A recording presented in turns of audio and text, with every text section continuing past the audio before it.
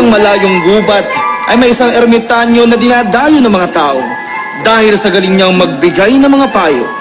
Madalas matalinghaga at malalim ang mga sagot niya. Siya ay si... Oh, gabi na may kasi may duwan na big fat bird. We go, tu.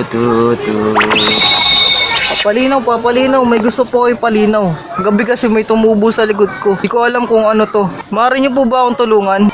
Iyo, maaari mo bang ipakita sa akin ang iyong karamdaman upang tayo'y malinawan?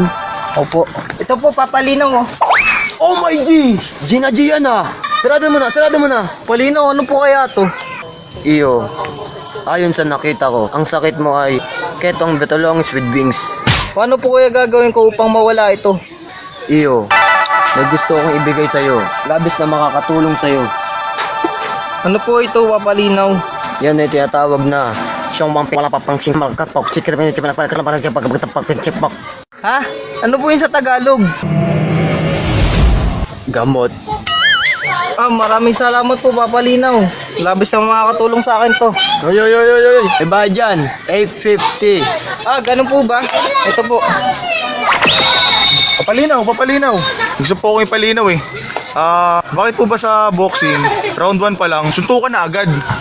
Alam mo iyo, gusto ko lang ipalinaw sa'yo. Hindi porket libre maging tanga, araw-arawin mo na. Baka sumobra ka. Tingin mo, kapag sinuntok kita, round 1 pa lang, suntukan na. Aba, oo naman, papalinaw. O diba? Huwag kang tanga, pero hindi kita susuntukin. Malaki ka. Aba, ganun ba? Sige, una na ako. Salamat, tanda. Papalinaw. Oh. May gusto sana po akong ipalinaw. Bakit na lang po sa lahat na nangyayari dito sa Pilipinas, laging sinisisi si Pinoy? Tulad na lang po ng paglubog ng araw sa buwan, pagtilaok ng manok sa umaga, pagsabay ng bata sa thinking out loud, pati yung pagtatapos ng forevermore. Bakit po kaya? Alam mo iyo, may mga bagay tayong hindi dapat pakialaman. Masyadong mataas yan. Gusto mo maban ng team horror niyan? Ay hindi po, syempre hindi po. O yun naman pala eh. Huwag mo nang pakialaman. Baka ikaw ang pakialaman yan.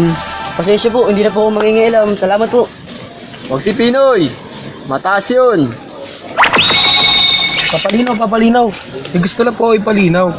Bakit po yung mga napapanood ko sa internet, pag umiinom po sila ng Sunrox o kaya Ariel, nagiging magandang lalaki sila o kaya nagiging magandang babae? Bakit po ganun? Meron po bang katotohanan yung ganun? Alam mo iyo, walang social media dito sa kagubatan. Malayo ang bayan. Pero pwede natin subukan. Gusto mo? Subukan ko? Opo, papalinaw. Exciting po yan. Okay, pose. Mahiwag ang kamay.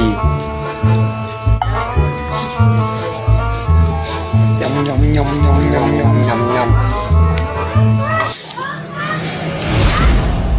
What are you waiting for?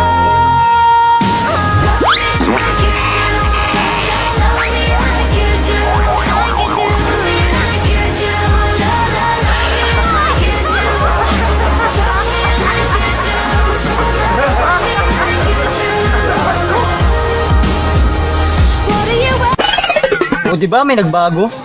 Oo nga, may nagbago. Nagmukha kang nabalis na yung kanto.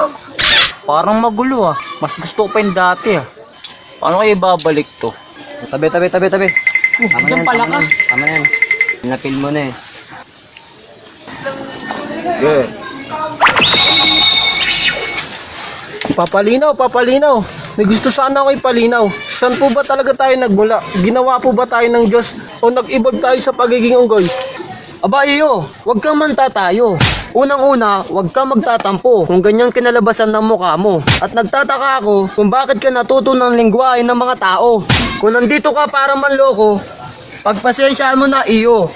Tao lang ang kinakausap ko. Papalinaw! Uy, yun ba? Papalinaw! Ano ba? Papalinaw!